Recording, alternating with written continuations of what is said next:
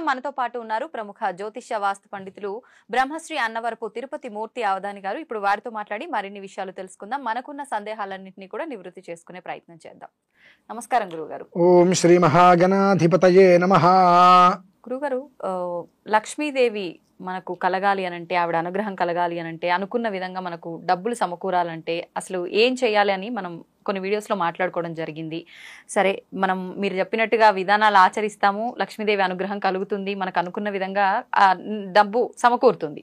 మరి వచ్చిన డబ్బు నిలవకుండా ఎక్కడికక్కడ ఇప్పుడు ఒక 50,000 సంపాదించాము అని అంటే అందులో 40,000 కాస్త ఈఎంఐలకని, ఇళ్ళ రెంట్లకని రకరకాలుగా వెళ్ళిపోతూనే ఉన్నాయి తప్ప డబ్బు అనేది ఎక్కడ మిగిలేటట్టుగా కనిపించట్లేదు ప్రస్తుత రోజుల్లో. నిజంగా ఇలా అవ్వకుండా ఎక్కడికక్కడ మంచి ఒక ప్లానింగ్ ప్రకారంగా వచ్చిన డబ్బు నిలవాలి, మన ఖర్చులు అన్ని కూడా తగ్గాలి, పొదుపుగా ఉండాలి అని అంటే ఏం చేస్తే బాగుంటుంది అంటారు? కోపం రాదుంటే ఒక మాట చెప్తారమ్మా. ఇవాళ వాతావరణం ఎలా ఉందంటే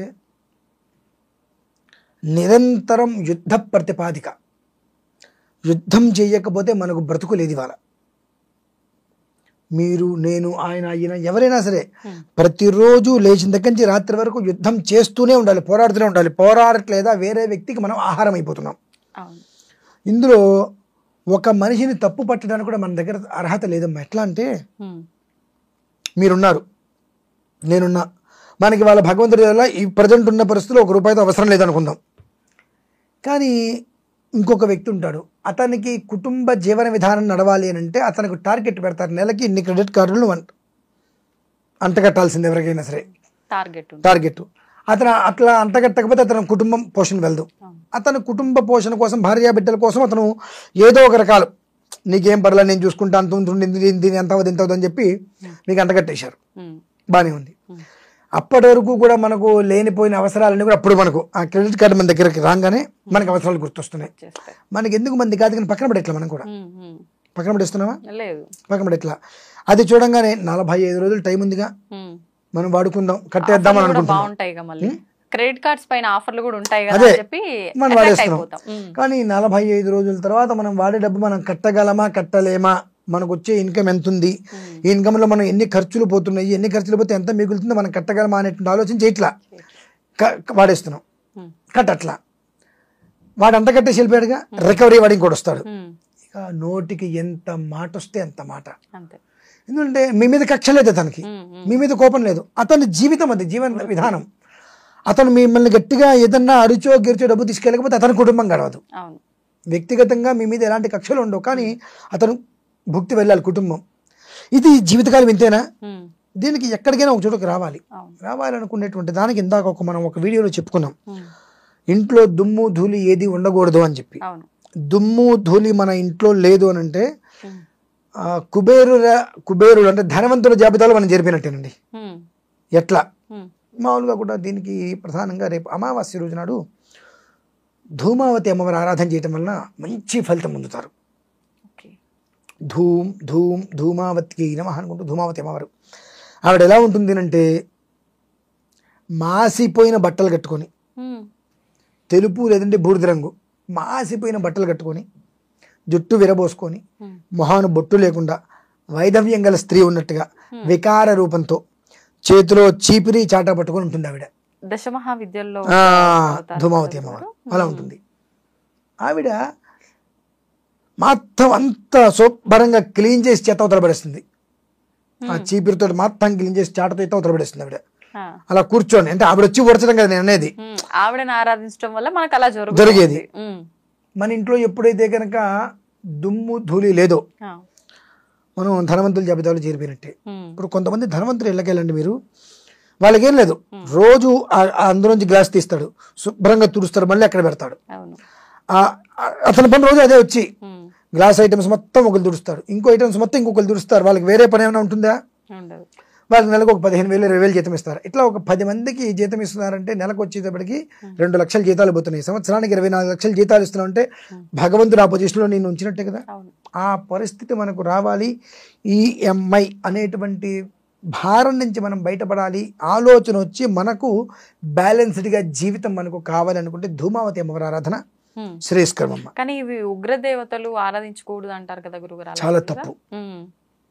దేవతలలో ఉగ్రము శాంతము అనేటువంటిది ఉండదమ్మా. మనం ఆరాధించే విధానాన్ని అనుసరించే ఉంటుంది.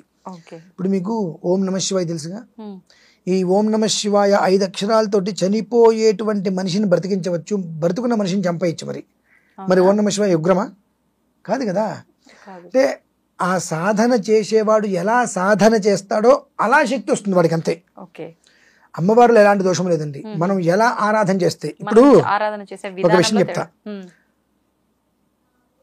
ఒక తండ్రికి కూతురు ఎంతో గొప్పగా కనిపిస్తుంది, కనిపిస్తుందా? అన్నయ్యకి చెల్లెలు చాలా గొప్పగా కనిపిస్తుంది. అలాగే పక్కింటి ఆవిడ ఎంతో అందంగా కనిపిస్తుంది. భర్తకి భార్య వచ్చేటప్పటికి నాయన దీన్ని నేను తట్టుకోలేనరా భగవంతుడు అనిపిస్తుంది. అంటే నీ చూసే చూపు. తండ్రికి కూతురుగా స్త్రీనే, చెల్లెలుగా స్త్రీనే, పక్కింటి ఆవిడ స్త్రీనే, నీ భార్య స్త్రీనే. కానీ నువ్వు చూసే చూపు ఎలా ఉంది? ఆ విధానాన్ని అనుసరించి ఒక మనిషికి గొప్పగా ఉన్నత స్థాయిలో కనిపించినటువంటి కూతురు ఇంకొక మనిషి దగ్గర వచ్చి నేను దీన్ని భరించలేనురా అంటున్నాడు. చూసారా? అంటే అక్కడ మనం చూసే విధానాన్ని అనుసరించి ఉంటుంది. మంచిగా చూసామనుకోండి మంచిగానే కనిపిస్తుంది, లేదనుకోండి ఆయన కూతురుగా చూస్తే ఆయన కూతురుగానే కనిపిస్తుంది. నా భార్య అనుకుని చూస్తే అలా గొప్పగానే కనిపిస్తుంది. సో అలానే అమ్మవారి విషయానికి వస్తే మనం ఏ విధానాన్ని అయితే అనుసరిస్తామో ఆ రకంగా ఆవిడ మనకి ప్రత్యక్షం ఇస్తుంది. మరి ఉగ్రంగా ఎందుకు కనిపిస్తారు వాళ్ళు అంటే రాక్షసుల్ని భయపెట్టడం కోసమే. అంటే రాక్షసులు అంటే లోపల ఉండేటువంటి రాక్షసత్వం ఉంటుంది. అమ్మో ఆవిడంత ఉగ్రంగా ఉన్నారు, ఆవిడ పూజ చేస్తే మనకి ఏం జరుగుతుందో మనం జాగ్రత్తగా ఉండవనేటువంటి విషయంలో ముందర స్థితిగానే ఆ భయాన్ని దృష్టిలో ఉంచుకొని పాపం చేయకుండా ఉంటారని చెప్పి కాస్త వాళ్ళు అట్లా ఉగ్రంగా కనిపిస్తుంటారు. కానీ ఉగ్రదేవతలు కదమ్మా. ఆ ధూమావతి అమ్మవారి ఆరాధన కనుక చేసినట్లయితే ఎంత శుచిస్మితంగా శుచిర్భూతంగా ఉంటుందంటే వాళ్ళ కుటుంబము. ఏం లేదు, ఆవిడనేం లేదు నాకు ఇది పోవాలి, నాకు ఇది పోవాలి, నాకు ఇది పోవాలని ఆరాధించి నాకు ఇది కావాలని పిలవద్దు. ఆవిడ వరకు వస్తే నాకు ఇది కావాలని చెప్పద్దు. నాకు ఇది పోవాలి, నాకు ఇది పోవాలి, నాకు ఇది పోవాలి, నాకు ఇది అంటే మన చుట్టూతా ఉండేటువంటి నెగిటివ్ పోతేనే పాజిటివ్ లోపలికి వస్తుంది. నెగిటివ్ ఉందనుకో పాజిటివ్ ఎక్కడ వస్తుంది? రాదు కదండి. సో అలానే మన చుట్టూతా ఉన్నటువంటి నెగిటివ్ విపరీతంగా ఉంది. ఆ నెగిటివ్ ఉండటం వల్ల మనం పాజిటివ్గా దేన్ని మనం తీసుకోలేకపోతున్నాం. కాబట్టి రేపు అమావాస్య మంచి రోజు, చాలా విశేషమైంది. మా తల్లి నాకు ఈ కష్టం పోవాలి, ఈ నష్టం పోవాలి, నన్ను ఇబ్బంది పెట్టేటువంటి ప్రతిదాన్ని నా నుంచి దూరం వెళ్ళిపోవాలి అని అమ్మవారికి ఆరాధన చేసుకొని అమ్మవారికి సంబంధించిన కొంత హోమం ఉంటుంది కొన్ని ద్రవ్యాలతో ఆమెను తృప్తిపరచండి. తద్వారా ఏమవుతుందంటే ఏ ద్వారంలో నుంచి నీలోనే నెగిటివ్ వెళ్ళిపోయిందో అదే ద్వారం నుంచి పాజిటివ్ మొత్తం లోపలికి వస్తుంది. సో ఎప్పుడైతే కనుక నీ ఇంట్లో దుమ్ము ధూళి అనేటువంటిది మొత్తం అడుగు బయటికి గెంటేసిందో నీ దగ్గర లేదు అనే మాట లేదుగా. ఇంకా 100 మందికో 10 మందికో ఎంతమందికో నువ్వు నీ ఇంట్లో ఎప్పుడైతే దుమ్ము ధూళి అని బయటికి వెళ్ళిపోయినాయో నీకు తెలియకుండానే 10 మంది నీ చుట్టూగా ఉంటారు. 10 మంది నీ ఇంట్లో 10 రకాల విధానాలు అనుసరిస్తూ ఉంటారు. 10 మందికి నువ్వు జీతం ఇస్తున్నావు, ఏం చేస్తున్నావు, కానీ 10 మంది కుటుంబాలని నువ్వు పోషించగలుగుతున్నావు. నీ ద్వారా 10 మంది కుటుంబాలు భోజనం చేస్తున్నాయి. అంటే ఆ పరిస్థితి నీకు ఎవరిచ్చారు? అమ్మవారు ఇచ్చింది. ఎందుకు ఇచ్చింది? నువ్వు ఆవిడని ఏం కోరావు? అమ్మా ఇది నాకొద్దు, ఇది నాకొద్దు, ఇది నాకొద్దు. ఇందులో కూడా మీరు కోరింది భగవంతుడు ఇవ్వడండి, గుర్తుపెట్టుకోండి. ఇప్పుడు మీ ఇంట్లో ఇంత చంటి పిల్లాడు ఉన్నాడు, ఓ 2 ఏళ్ళు 3 ఏళ్ళు ఉంటాయి. వాడు చాకు తీసుకుంటాడు, మీరు ఒప్పుకుంటారా? వాడు నాకు అదే కావాలంటాడు, మీరేం చేస్తారు? వేస్తారు కదా. అదే విషయం మన దగ్గరకు వచ్చినప్పుడు మనం ఒకటి అడుగుతాం భగవంతుడిని, అది మనం ఏమనుకుంటాం, ఇది నాకు మంచిది మనం అనుకుంటాం, కానీ భగవంతుడికి తెలుసు అది మీకు మంచిదో కాదో.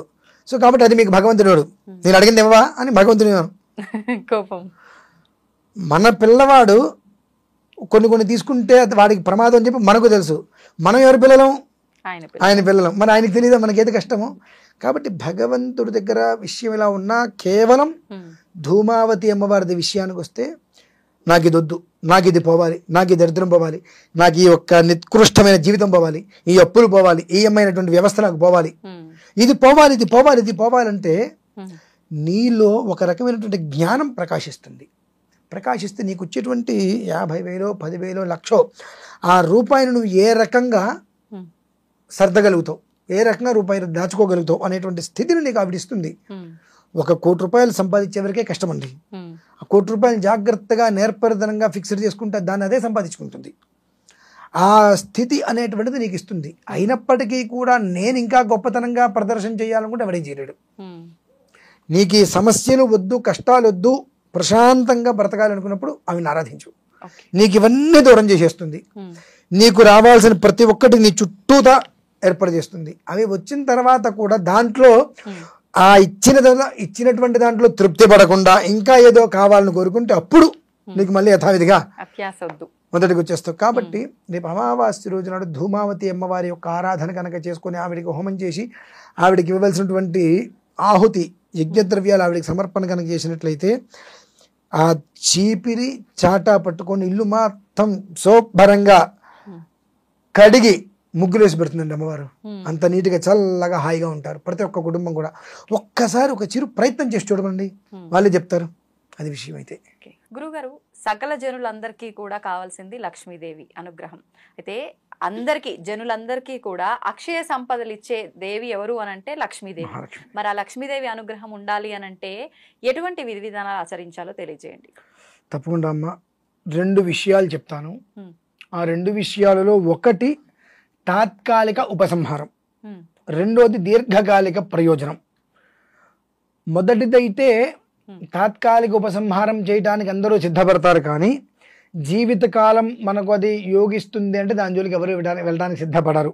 ఏం లేదమ్మా, ప్రధానంగా మనం ఏ దేవాలయానికైనా వెళ్తే మంచి పండగల రోజు నాడు అంగరంగ వైభవంగా అలంకారం చేస్తూ ఉంటారు.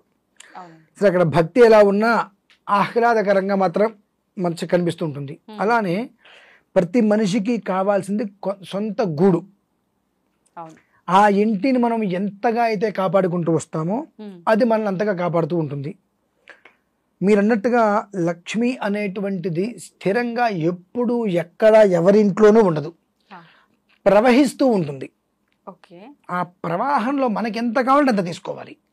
సాధ్యపడదా అలా స్థిరంగా ఉంచుకోవడం? అసలు ఆవిడ ఉండదండి, ఆవిడ ప్రవహిస్తూ ఉంటుంది. స్థిరంగా ఉందనుకోండి ఇంతే ఉంటుంది, ఇంక ఉండదు. ప్రవహిస్తూ ఉంటే ప్రవాహం మనకి ఎంత కావాలంత వలేసి మనం దగ్గర దాచుకోవాలి. నువ్వు ఎంత తీసుకున్నావు, ఎంత దాచుకోగలిగావు అనేటువంటిది నీ సామర్థ్యాన్ని అనుసరించి ఉంటుంది. ఆ అమ్మవారు అలా మనకు ప్రవాహంలాగా నడుస్తూ ఉండాలంటే మనం చేయవలసింది ప్రధానంగా విడిచిన వస్త్రం మళ్ళీ మనం కట్టకూడదు. అంటే మనం మామూలుగా ఉదయం పూట ఏమైనా బట్టలు కట్టుకుంటే మధ్యాహ్నం విడిచేసి మళ్ళీ రాత్రి కడుతూ ఉంటాం. ఒక్కసారి ఒంటి మించి విడిచి పక్కన పెట్టామంటే ఆ బట్టలు మళ్ళీ మనం కట్టకూడదు. అలా కట్టినటువంటి చోట లక్ష్మీ అమ్మవారి ఉండదు. ఫస్ట్. 2, ఇంటి ముందు ముగ్గు లేకుండా ఉండకూడదు. 3, అపరిశుభ్రంగా ఇల్లు ఊర్చకుండా ఇల్లు ఉండకూడదు. 4, దీపారాధన లేకుండా ఇల్లు ఉండకూడదు. 5, ఉతికి ఆరేసినటువంటి బట్టలు మనం ఎక్కడ పడితే అక్కడ పడేస్తాం మడత పెట్టకుండా. ఈ 5 కనుక చక్కగా మనం ఆచరిస్తూ ఉంటే నిజంగా కూడా మనం ఏ దేవాలయానికి వెళ్ళక్కర్లేదమ్మా. అంటే మన ఇంటికి మించిన దేవాలయం ఏముంది?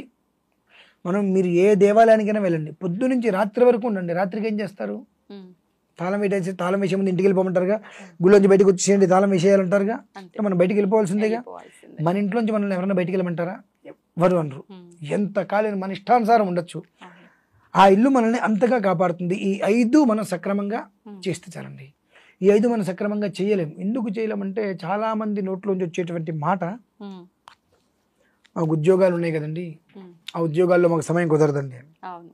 నేనే ఉంటాను, ఇన్స్టాగ్రాము, వాట్సాప్, ఫేస్బుక్ ఇవి చూసే అరగంట మనం కాదనుకుంటే ఒక్కొక్క పనులు మనం చేసుకోవచ్చుగా. అంటే ఏం లేదు, మీకు ఒక ప్రశ్న వేస్తాను నేను. మిమ్మల్ని ఒక చోటకి ఒకళ్ళు ఎవరైనా వచ్చి ఒక 2 నెలల పాటు ఖచ్చితంగా ఉదయం 6 ఇక్కడికి వచ్చి మీరు ఈ వర్క్ చేసుకుంటే ఇక్కడ మీకు నేను జాబ్ ఇస్తా, చాలా పెద్ద జాబ్, దొరకటం కష్టం, ఇక్కడ మీకు జాబ్ ఇస్తా, బట్ ఎవ్రీడే 6 o'clock ఇక్కడ మీరు ఉండాలి అని చెప్తే మీరు ఏం చేస్తారు? ఖచ్చితంగా వెళ్తారు. అంటే అతను మంచి జాబ్ వస్తుంది, జీతం ఇస్తారని చెప్పి. సో అదే అంతకు మించి ఒక 2 నెలలు ఎక్స్ట్రా చేస్తే జీవితం ఉంటుందంటే మనం చేయట్లేదు కదండి. నమ్మకం లేదు ఇక్కడ. అంతే అంట. అక్కడ మీకు నమ్మకం ఎలా వచ్చింది? ఏమో 2 నెలలు వచ్చిన తర్వాత ఏదో ఒక అకారణం చేత ఏదో ఒక కారణం చేత 1 నిమిషం లేట్ వస్తే ఇదిగో నువ్వు ఈ టైంలో లేట్ వచ్చావు కాబట్టి నేను రిజెక్ట్ చేస్తున్నా అనొచ్చుగా. వీసా అప్లికేషన్కి వెళ్తారుగా, 100 మంది వెళ్తే ఒకళ్ళకి 2 వీసా వస్తుంది, మిగిలిన అందరూ రిజెక్ట్ అవుతుందిగా. సో అంటే ప్రతిదానికి గెలుపు ఓటమిలు ఉంటాయి. మనము ఏదైతే అనుకుంటామో దానికి రివర్స్లో జరుగుతూ ఉంటుంది ప్రతి ఒక్కటి. ఆ. అనుకోవటం మానేసి ఆచరించడం మొదలు పెడితే జీవితం బాగుంటుంది కదా. అవును. ఈ 4 ఆచరించాలమ్మా. ఇది దీర్ఘకాలిక ప్రయోజనం. ఇకపోతే దీర్ఘకాలికం కాకుండా అప్పటికప్పుడు ఆపత్కాలంలో మనల్ని కాపాడేటువంటిది అమ్మవారికి రేపు 29వ తారీఖు చతుర్దశి. ఆ చతుర్దశి రోజు నాడు ఎవరన్నా ఒక పంతులు గారి ఇంటికి పిలుచుకొని మహాలక్ష్మి హోమం, తంగేడి చెట్టు పూలు దొరుకుతాయి పసుపచ్చవి, ఆ తంగేడి పూలతో అమ్మవారిని ఆరాధన చేసి ఒక దండగట్టి అమ్మవారి మెడలో వేసి గోరింటాకు గింజలు దొరికితే విప్ప పువ్వు తేనె ఈ 3 కలిపి అమ్మవారికి హోమం చేయగలిగితే తాత్కాలిక ఉపశమనం. గోరింటాకు అంటే మనం ఆ గోరింటాకు గింజలు, ఆ గోరింటాకు గింజలు, విప్ప పువ్వు, తేనె ఈ 3 కలిపి కనుక హోమం చేసినట్లయితే తాత్కాలిక ఉపశమనం. ఏంటంటే మొత్తం అప్పటికప్పుడు ఏదైనా ఆర్థిక ఇబ్బంది వచ్చింది తప్పదు, ఇప్పుడు ఇది నాకు కావాలి అన్న టైంలో ఇలాంటిది. ఓకే. అందులో రేపు చతుర్దశి విశేషం 29వ తారీఖు. ఎందుకంటున్నానంటే అమ్మా ఇది చతుర్దశికి అమ్మవారికి సంబంధం ఉందా గురుగారు? చాలా విశేషమైన సంబంధం ఉంది. అమావాస్య కాదా సంబంధం? దీపావళి అంటారు. అలానే కదా, ఒక్కొక్క తిథికి సంబంధించి ఒక్కొక్క దేవతకి ఒక్కొక్క విధానంలో అనుసంధానం ఉంటుంది. ఇప్పుడు ఈ చతుర్దశికి అమ్మవారికి ఏం సంబంధం? ఈ చతుర్దశికి ప్రత్యేకమైన విధానం అనేటువంటిది అనుసంధానం అయ్యి ఉంది. కనుకనే ఈ చతుర్దశి అమావాస్య అనేటువంటిది ద్విరావృత్తము అని అంటారు. 2 దేవతల ఆరాధన విడివిడిగా ఉంటుంది. ఈ 2 దేవతల ఆరాధనకి ఈ చతుర్దశి అమావాస్య చాలా విశేషం అనమాట. మీకు 2 దేవత మీకు చెప్తాను మమ్మల్ని. అయితే తాత్కాలిక ఉపశమనం, మనం మానవులం, మనకున్నటువంటి జ్ఞానం ప్రపంచంలో ఇంకెవరికి ఉండదు. ఆ జ్ఞానం మనకు కూడా ఉపయోగపడుతుంది. అంత అజ్ఞానంలో ఉంటుంటాం మనం. అంటే మనకు ఏదైనా వస్తుంది అంటే ఏదైనా చేస్తాం. కాబట్టి ఆ ఫలితం ఏదైనా ముందే రావాలి, మనకు వస్తే మనం దీర్ఘకాలికంగా ఏదైనా చేస్తాం. కాబట్టి ఈ చతుర్దశి రోజు నాడు ఆ అమ్మవారికి చేసేటువంటి ఆరాధన చేసుకుంటే వాళ్ళకి ఖచ్చితంగా తాత్కాలిక ఉపశమనం చూస్తారమ్మా. అంటే తాత్కాలిక ఉపశమనం అనేటువంటిది మన నెత్తి మీద బండ ఉంది, బండ దిగాలనే ఉద్దేశంతో చతుర్దశి రోజు నాడు అమ్మవారికి హోమం చేశాం కాబట్టి ఆ బండ మనకు దిగింది, ఇక్కడ తాత్కాలిక ఉపసంహారం అయిపోయింది. కానీ దీర్ఘకాలికంగా ఇది మనకు ఉండాలి. అప్పుడు ఏం చేయాలంటే ఇంతకుముందు మనం 5 విషయాలు చెప్పుకున్నాం. ఈ 5 యథావిధిగా ఆచరించడం మొదలు పెడితే వెనక్కి తిరిగి చూడవలసిన అవసరం లేదమ్మా. ఎప్పుడూ కూడా ధన కనక వర్షం అనేటువంటిది అలా ఇంట్లో కురుస్తూనే ఉంటుంది. ఆ కురిసింది అది వెళ్ళిపోతూనే ఉంటుంది, కురిసేది అలా నిలుస్తూనే ఉంటుంది. కాబట్టి ప్రతి ఒక్కరూ కూడా ఆ ఒక్క చతుర్దశి రోజు నాడు మాత్రం మహాలక్ష్మి అమ్మవారికి అక్షయ సంపదలు ఎన్నో అవని జన్యులకు అందించేటువంటిది ఎవరి అంటే మహాలక్ష్మి. ఆ అమ్మవారిని రేపు చతుర్దశి రోజు నాడు చక్కగా కొలుచుకున్నట్లయితే తాత్కాలిక ఉపసంహారం జరుగుతుంది. తర్వాత చక్కగా నిత్యం ఇంట్లో వాకిట్లో ముగ్గు వేసే దగ్గర నుంచి మలినమైన వస్త్రాలు అంటే విరిచిన బట్టలు కట్టుకోకుండా, ఉతికిన బట్టలు మడతబెట్టి పక్కన పడేయకుండా, ఇల్లు శుభ్రంగా పరిశుభ్రంగా ఉంచుకుంటూ, దీపారాధన ఇంట్లో ఈ 5 జాగ్రత్తగా కనుక చేసుకుంటూ వస్తే గృహమే కదా స్వర్గసీమ. అంతకుమించి ఇంకేం కావాలమ్మా. అది ఒక్కటి అప్పుడు వాళ్ళకి ఆచరించడానికి కోరిక పడుతుంది. అంటే అమ్మవారికి చతుర్దశి నేను హోమం చేశాను, నాకు తాత్కాలికంగా ఉన్న కష్టాన్ని ఆవిడ బయటపడేసింది. దీర్ఘకాలికంగా నేను బయటికి రావాలి అంటే అమ్మవారు ఏం చెప్పారు? ఈ ఒక్క విధానాన్నేగా అనుసరించమని గురుగారు చెప్పింది. ఇదేం చెడేం కాదుగా, కుటుంబానికి మంచిదేగా. ఇది అనుసరించడం మొదలు పెడదాం. అది ఒక 20 రోజులు, 30 రోజులు, 40 రోజులు నిత్య జీవితంగా అలవాటు చేసుకోగలిగితే బహుశా హాస్పిటల్కి కానీ దేవాలయాలకు కానీ వెళ్ళక్కర్లేదమ్మా. ఎప్పుడూ ఆనందంతో ఉంటారు వాళ్ళు. ఇప్పుడు ఒకవేళ చాలా మందికి అప్పులు ఎక్కువగా అయ్యి కొట్టుమిట్టాడుతుంటారు, ఇంకా అసలు ముందుగా వెనక్క అనేటట్టుగా ఉంటారు అప్పుల బాధలో. అలాంటి వాళ్ళు ఈ హోమం ఆ రోజు చేస్తే శుభ్రంగా చేసుకోవచ్చమ్మా, ఎలాంటి సందేహము లేదు. ఈ ప్రతి దానికి కూడా ఒక ఉపసంహారం కావాలి. ఆ ఉపసంహారం అనేటువంటిది మాటల్లో కదమ్మా, వాళ్ళ జీవితంలో జరగగలగాలి. ఆ రోజునాడు చేసేటువంటి ప్రక్రియ ద్వారా వాళ్ళకి ఆ యోగం అనేటువంటిది రాగలగాలి. వస్తే వాళ్ళు ఈ పనులన్నీ కూడా 1 గంట లేట్ అయినా ప్రశాంతంగా చేసుకోగలుగుతారు. తద్వారా ఏమవుతుందంటే ధర్మం అనేటువంటిది నిలుస్తుందమ్మా. ఖచ్చితంగా ప్రతి మనిషి ఆచరించి తన జీవితంలో లబ్ధి పొందుతాడు. ఖచ్చితంగా ఎక్కడికో పరిగెత్తకల్లా, అక్కడే ఉన్న చోటు ఉండి తన పనులన్నీ చేయించుకోవడానికి మంచి యోగ మార్గం ఇది ఒకటేనమ్మా. ఓకే, అది చాలా మంచి విధానాన్ని తెలియజేశారు గురుగారు. ధన్యవాదాలు.